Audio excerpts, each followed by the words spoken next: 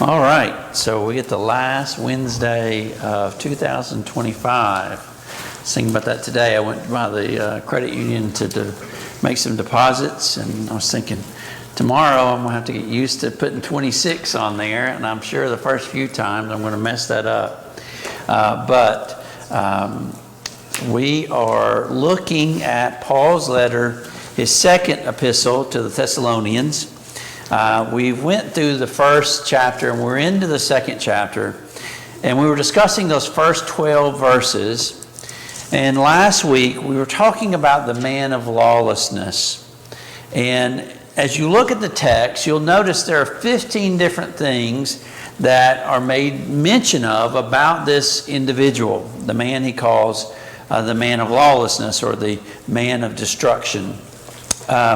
I'm not going to go back through them all. You can go back and look at last week's class. We dealt with these a little more in depth. But he does give us a pretty big description of who this individual is. And so as we were ending class, we were moving on to the question of, so who is this?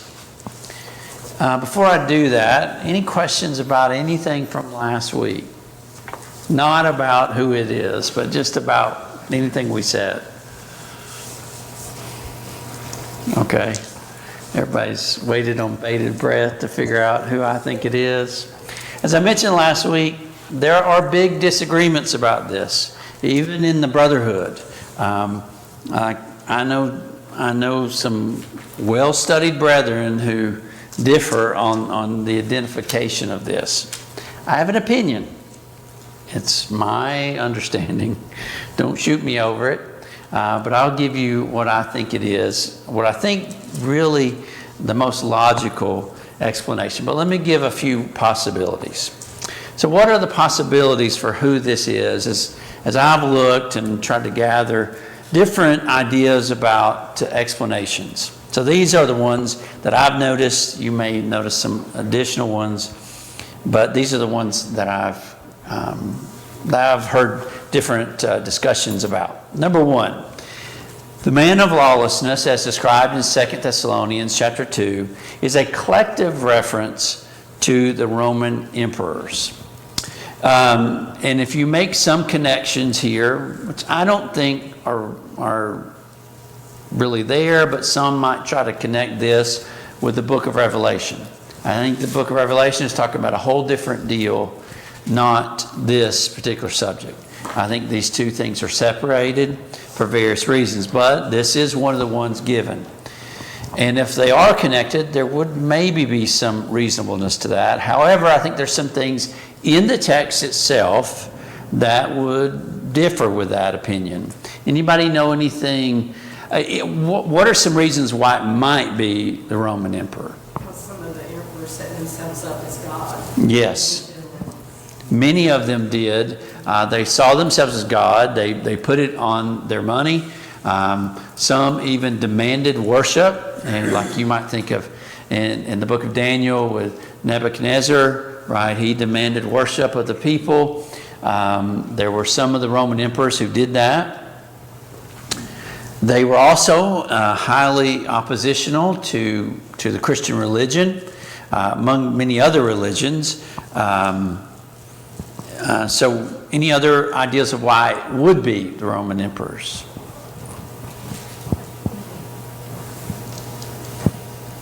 Well, he also defies truth, right? Much of what they proclaim is a lie. I think that also would go in line with this. However, I think there's some evidence in the text which would go against this explanation. Anybody think about why it would not be the Roman emperors? Chapter 2 makes it sound like he hadn't come here. Who hadn't come? Whoever this man of lawlessness is, when you read chapter 2, Okay. it makes it sound like they or he has not yet arrived. Mm-hmm. The Roman emperors have been going on at this point, at least 50 years? 150 years. Yeah, So it's not like they maybe have 200. Experienced of that already. Mm-hmm. Before even during Christ's time. So, There you go. Anything else? Yes, ma'am. I mean, I might be wrong, but, it talks about that he's a fallen away. The Roman emperors were never members of the church. Yes. So the falling away, and I think this is my biggest evidence why this can't be the Roman emperors. If you go back in the text and look at, let's see, verse number 3. So he says in verse 3, "Let no one deceive you in any way, for that day will not come." So that day is a reference to the second coming of Christ. Okay, so that day will not come unless the rebellion comes first. Rebellion. What rebellion? Well, keep reading. The man of lawlessness is revealed, the son of destruction, who opposes and exalts himself against every so-called God or object of worship, so that he takes his seat in the temple of God, proclaiming himself to be God. Then you keep reading. Let's see. He says his verse 9. His activities his coming is by the activity of Satan. And then he says, therefore, verse 11. Verse 10. Let's see, verse 10. Where to start? And with all the wicked deception for those who are perishing, because they refuse to love the truth. They refuse to love the truth and so be saved. Therefore, God sends them a strong delusion so that they may believe what is false, in order that all may be condemned who do not believe the truth, but had pleasure in unrighteousness. It seems to me that that this is a reference, especially when you go back to verse 3, that there was an apostasy that would take place within the church itself. So there's a great falling away within the church. So he's not talking in the falling away.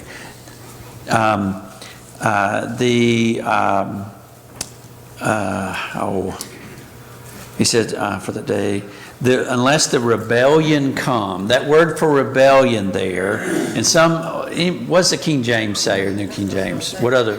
It's more clear, I think, in the New King James that said, "Let no man deceive you by any means, for that day shall not come, except there come a falling away first, and that man of sin be revealed, the son of perdition."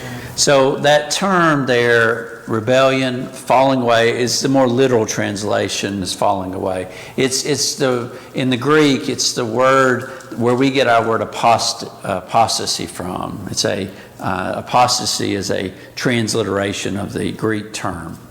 And it means to fall away. Well, in order to fall away, you have to be falling from something. And the falling away was the falling away from the truth, from God, from the church. And so this whole event centers on the church itself, not something external. So I do think the New Testament talks about the persecution of the Romans against the church, but I do not think this context is about the Romans or the Roman leaders. It's something from within the church itself. Again, I'll remind you of Acts chapter 20. When Paul talks to the Ephesian elders, what does he warn them about? Yeah, there's wolves who are going to come from outside, and then there are going to be wolves to come from within. Right? He says you need to be on guard for both, and even from among the elders themselves. And that'll make more sense, I think. I think that passage is a lot more connected with this text than is the book of Revelation text.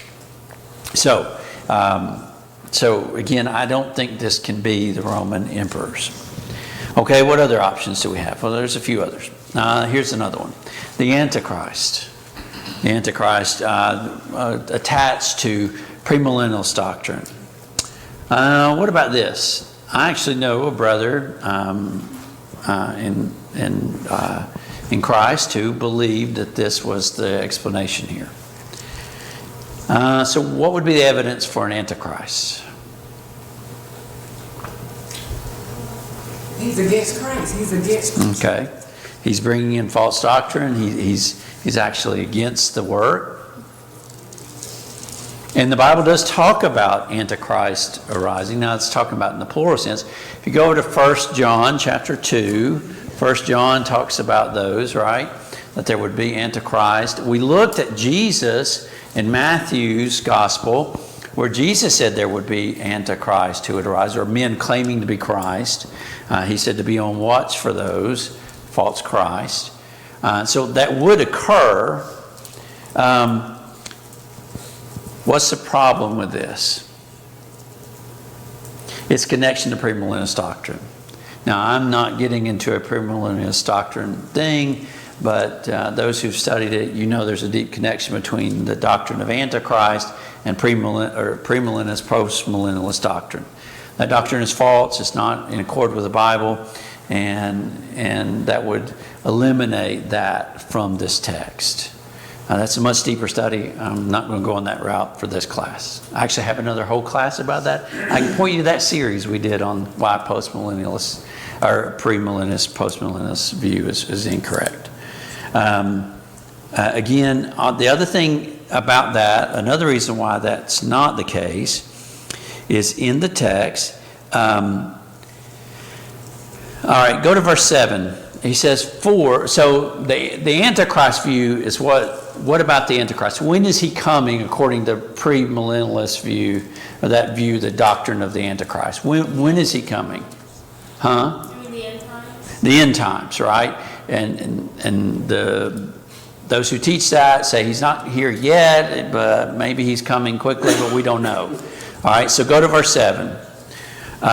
He says, for the mystery of the lawlessness is already at work. Well, if my historical knowledge is correct, that was almost 2,000 years ago. And it says it was already at work.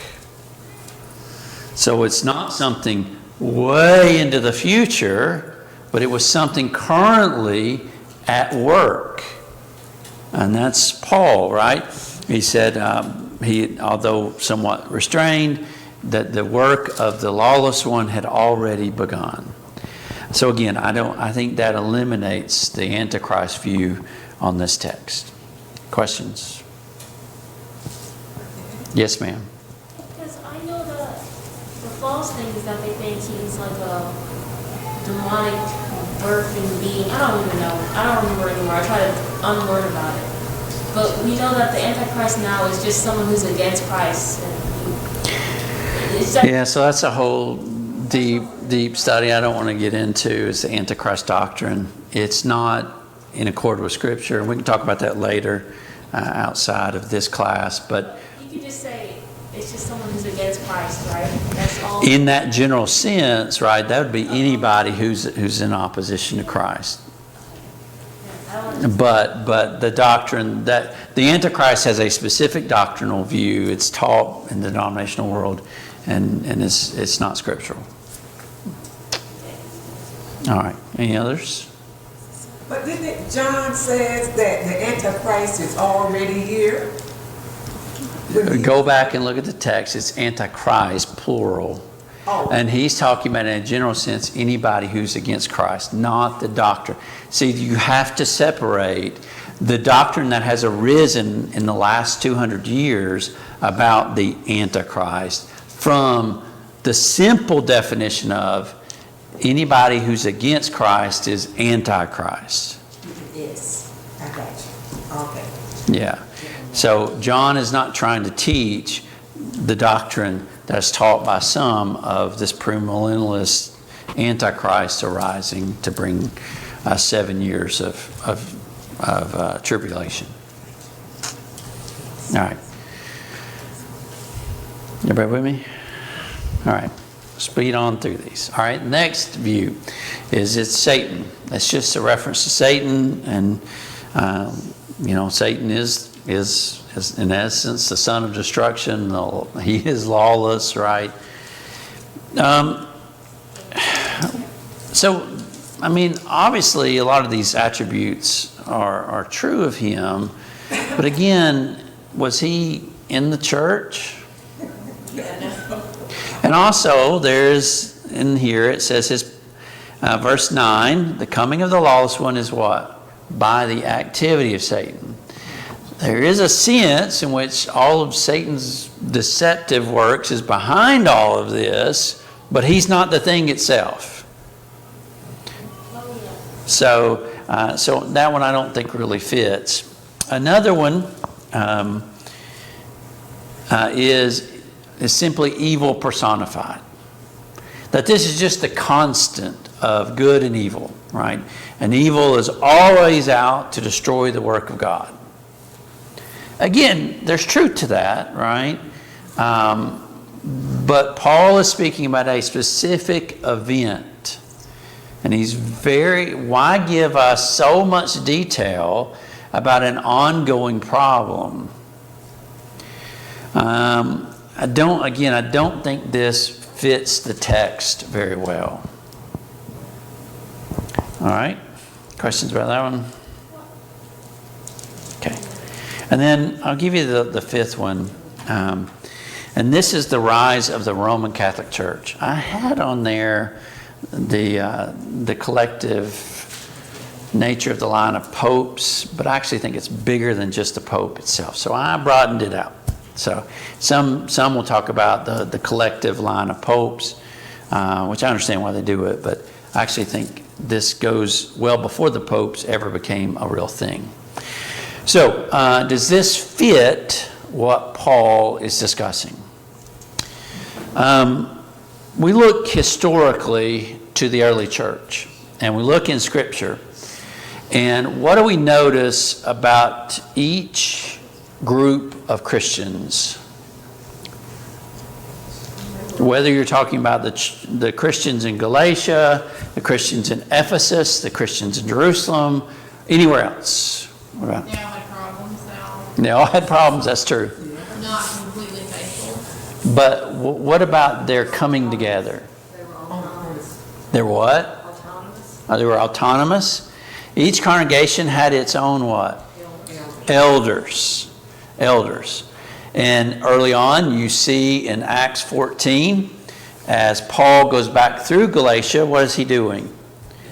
He's establishing elders in every congregation that he had worked with on his previous missionary journey. He comes back through, and they begin establishing elderships.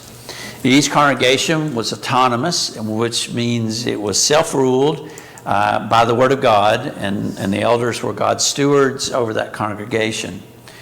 And that's the way it was for a while. However, things changed in the 2nd century.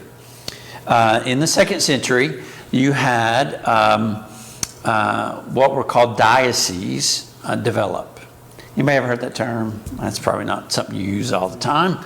But if you go back and look, diocese referred to a grouping of churches. So instead of having the church at Ephesus, you would have the collective churches in Asia Minor. And you would have a bishop over a group of churches. And that structure began to expand more and more through time. I want to read to you something that Ignatia said. Now, Ignatia lived during this time period. So he was right there. While Paul is writing this, he was alive. He was Ignatia of Antioch. And so this is some of what he wrote later on. So this was about AD, so he lived AD 35 to AD 110. So you're talking about the life of John, like he lived a large part of John's life. They were living right there together. And so when he was growing up, I mean, the church was in its infancy. So he wrote this in AD 107. So AD 107, we're just after the turn of the first century into the second. And he said this in a passage. He said, "See that you follow the bishop, even as Jesus Christ follows the Father, and the presbytery," notice how he separates them, "as you would the apostles. Reverence the deacons as being the institution of God. Let no man do anything connected with the church without the bishop." Now, we've done studies on elderships. There are 6 terms that are used commonly today and many times misused. 6 terms. Pastor, shepherd, bishop, overseer. Watch my mind go blank. Elder, presbyter. All right, 6 terms. Pastor, shepherd, same term in the Greek. They're not different. Overseer, bishop, same term. They're not different in the original language. There was one word that referred, we have 2 English words that really refer to one. And then you have elder, presbyter, mean the same thing. Elder, presbyter, same Greek word. All of those terms, all of our 6 English terms, 3 Greek terms, refer to who? The group of men who've been placed in charge of the local congregation. The elders that you read about in Acts 20, when Paul met with the elders of Ephesus, he uses all 3 of those Greek terms to refer to those group of men. They're not separate offices. They're descriptions of the same office. However, what happened as the first century went into the second, you began to see a separation where these uninspired men decided, well, we've got elders, presbytery, and then we're going to appoint one of them to be a bishop, an overseer. And that bishop would take the rule over the others. Hold on just a second. I got a lot to get to. I'll give you a question in a second. So notice again what he says.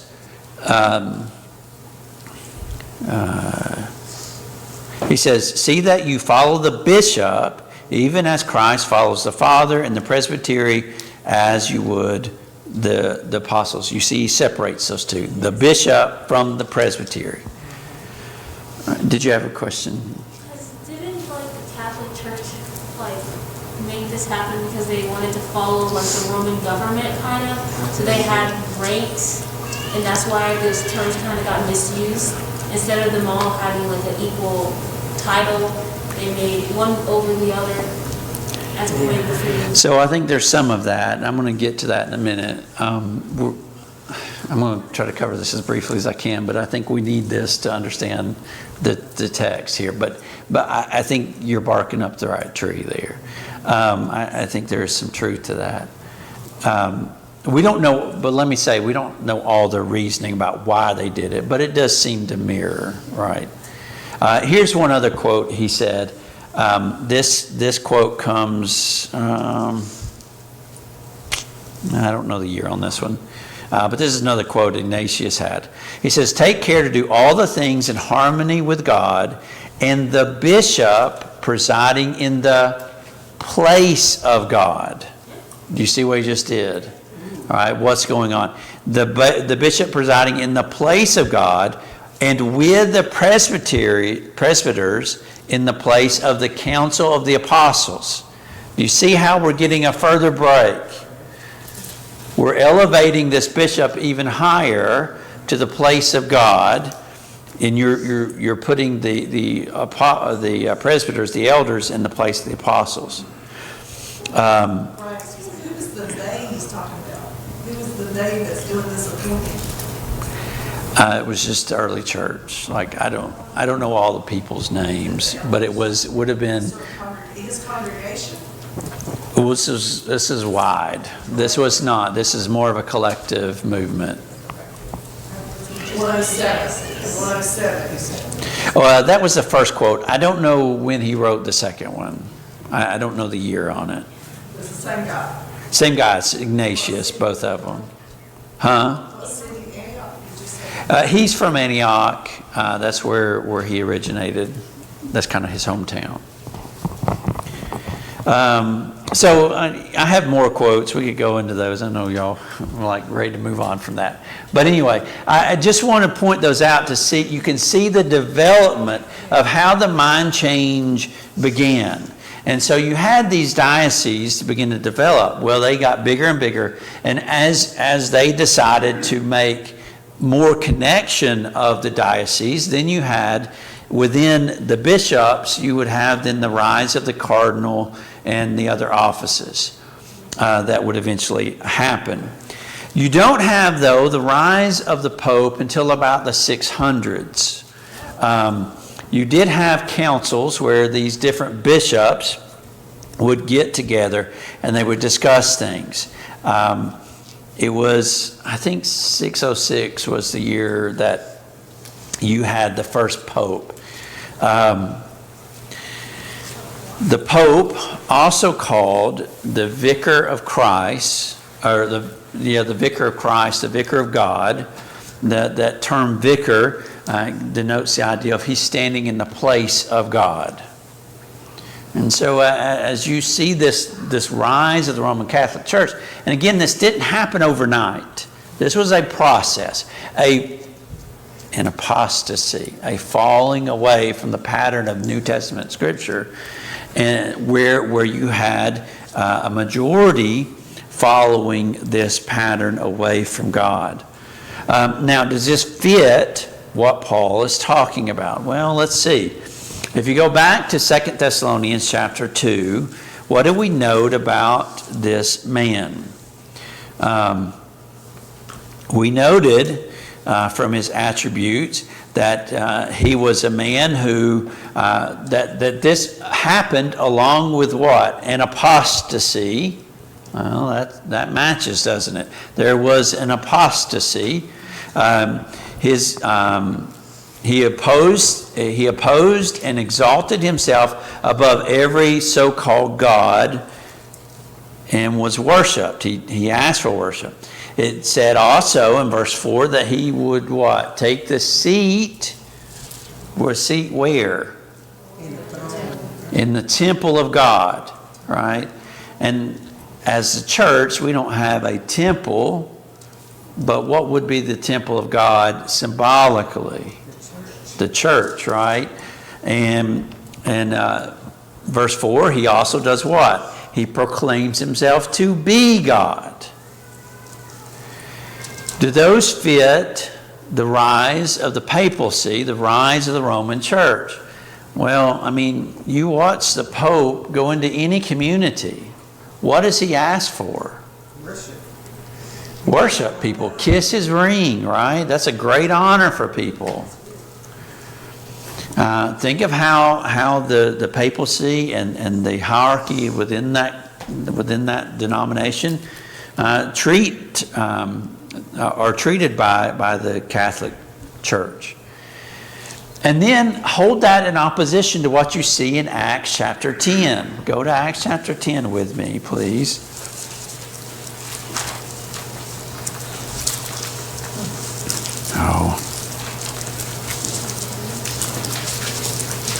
Acts chapter 10, you have Peter being sent to where?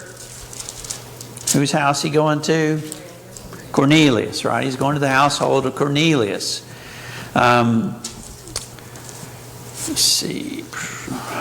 All right, so if you go to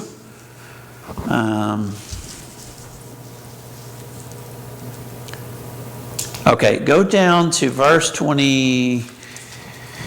If we start at verse 23, you have Peter going to the house of Cornelius. Verse 24, he comes into Caesarea. You have Cornelius there with a bunch of his friends, his relatives. Verse 25, when Peter entered the home, right, Cornelius met him and did what? fell down at his feet and worshiped him. Now, I'm not trying to be mean or cruel, but if that were to happen with the Pope, how would he respond? How have we seen him respond? He accepts it, right? Does he ever say, don't do that? You ever seen the Pope do that? How did Peter respond? Verse 26, Peter lifted him up, saying, stand up, I too am a man. As he talked to it. And then, so Peter's reaction is, stop doing that. You have later in Acts 17, Paul and Barnabas are tempted to be worshipped. And then what's their response?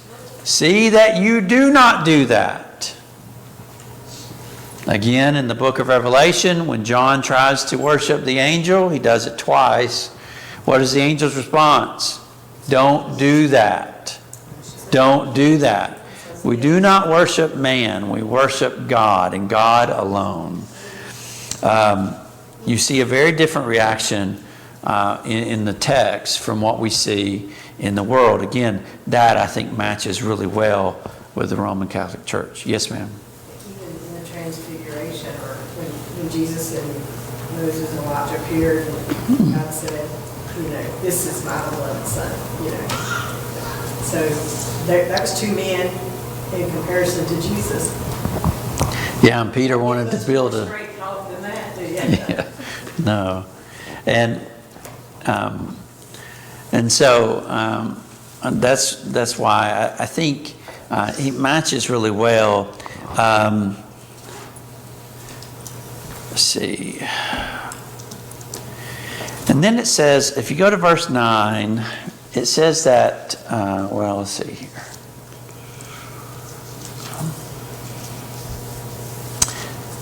So, verse 7, the mystery of lawlessness is already at work. Were they dealing with these issues even as he wrote this letter? Yes. They were. As I told you, Ignatius lived during this period of time. You're not talking a man outside of this. It's not a man in the 2nd century who was already writing about this fall, right? This was already in its infancy. The church was already having problems with false doctrine. If you go to 1 Corinthians, Paul writes about division in the Corinthian church. Do you remember what they were divided about? They were dividing over who taught them the gospel. Right? They were having trouble in Corinth by praising the one who taught them. Go back and look at 1 Corinthians 1 and chapter 3. Paul has to deal with that directly. And he says, I'm nothing. You weren't baptized into the death of Paul. He didn't die for you. You're baptized into Jesus. And so this was already beginning. However, verse 7 says, it's not reached its full peak yet, because he said, who now restrains it, only he who now restrains it will do so until he is out of the way. Then the lawless one will be revealed, whom the Lord Jesus will kill with the breath of his mouth, to bring nothing by the appearance of his coming. So there's a little debate about what that means, the breath of his mouth. I have my opinion, which is I just think he's talking about truth. The truth of Jesus will win out. If it's ever given a fair hearing, it will always win out because it is true. Others may hold a little variant opinion about that. That's mine. But the breath of his mouth, I don't think is some mystical thing. But I think it's just simply truth ultimately wins over delusion and false teaching. Yes, ma'am. I was just going to say real quick that usually, a lot of times when the Bible talks about the breath of God, it is referring to like his word. Mm-hmm. So that kind of correlates with that as well, which is the truth. Yeah, and I totally agree with that. Yeah. He says, verse 10, his coming is by the activity of Satan with all power and what? False signs and wonders. That sounds very akin to, again, Matthew chapter 7. verses 21 and following. Lord, Lord, did we not do many what? Miracles, many wonders, right? And Jesus says, I never knew you. Depart from me, you workers of lawlessness. And with wicked deception for those who are perishing. Ultimately, why? Because they refuse to love the truth and so be saved. I'll get into verse 11 in a little bit. Any other questions about that? So my opinion is it's the rise of the Roman Catholic Church, which came out of the Great Apostasy. I believe that matches the best with all of this. Or was it the establishment of the Catholic Church, the great falling away?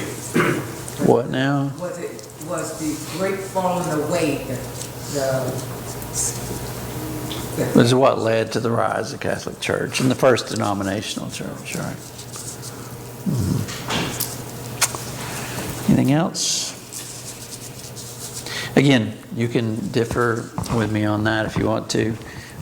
Give you the one I think fits the best here. Did a lot of thinking about this the last 3 weeks, so but continue studying. I mean, yes and no. I mean, but I don't think it's the Pope alone, right? I think that's too simple of an explanation because the Roman Catholic Church is much larger than that. It's not just the Pope alone. It's many false teachings.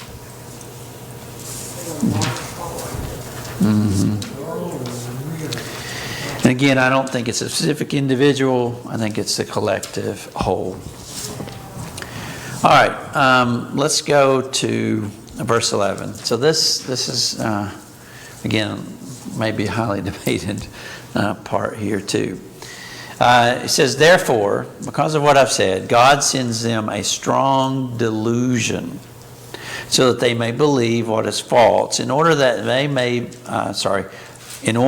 all may be condemned who did not believe the truth, but had pleasure in unrighteousness. What is Paul implying here? Is he saying God caused them to be lost? Saying they'll get what they deserve, that they chose to fall away, so that they will be condemned for it. Okay. You want to add to that? Is it referring to like a reprobate mind? I would agree with that. I think to kind of answer this, we need to kind of go back in time and look at Exodus. In the book of Exodus, you have, as you begin the book, you have the children of Israel have been in slavery for how long? 400 years. It's been a long time. Then God hears their cry. And so God selects a man, Moses, to go to Pharaoh to bring his people out of Egyptian bondage, to eventually bring them to the precipice of the promised land. However, before Pharaoh will let them go, what happens? You have how many? 10 plagues that they have to deal with. All right, along the way, he sends Moses and his brother Aaron. And it talks about in Exodus the concept of Pharaoh's heart being hardened. And so I don't have enough time today. So next week, I'll give you the cliffhanger here. I want to go back there to talk about this idea of God sending a strong delusion and what that implies. Did God cause them to fall away, or is it something else? And we'll look at Pharaoh and how all that worked with him harden his heart. Who hardened Pharaoh's heart? Himself. And so that'll be our question that we'll attempt to answer next week. So we'll look forward to that discussion. Any other questions or comments? Is that a tease? Is that a good tease? All right. Thank y'all for being here. We'll go ahead and dismiss our class and rejoin for our devotional in just a moment. Thank you.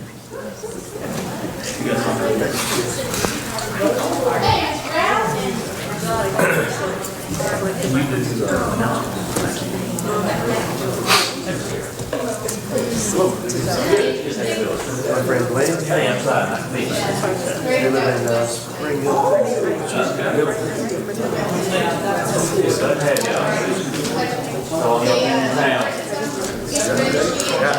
We're celebrating.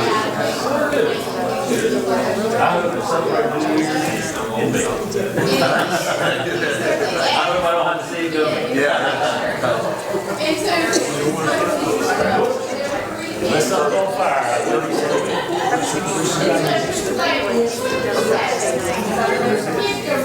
So that's still pretty good.